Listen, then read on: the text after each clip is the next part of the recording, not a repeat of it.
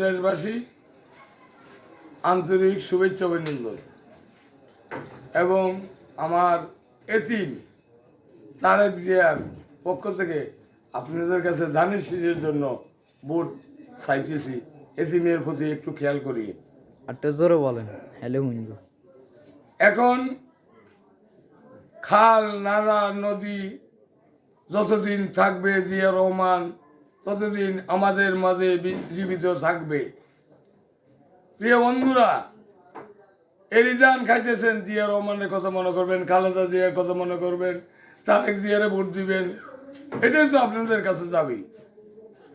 তারেক জিয়া 17 বছর আসিল না, আমলিকের লোকে চালাইছে দেশ, এর সমস্যা নেই।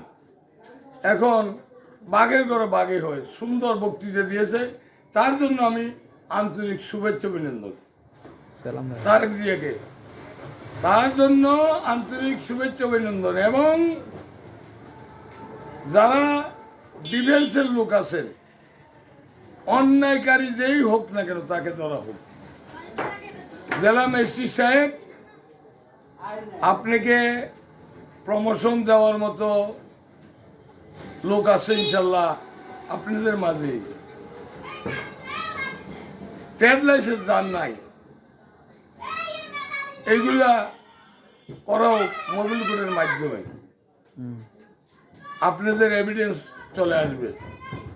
অর্ধেক সরকারি পাটা করে দিবেন আর অর্ধেক খাইবেন। কত হইল?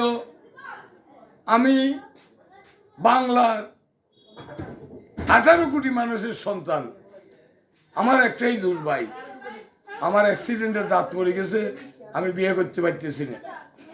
এখন দাঁত বান্ধাই দিব, নাহলে বিয়ে করা সম্ভব হচ্ছে না।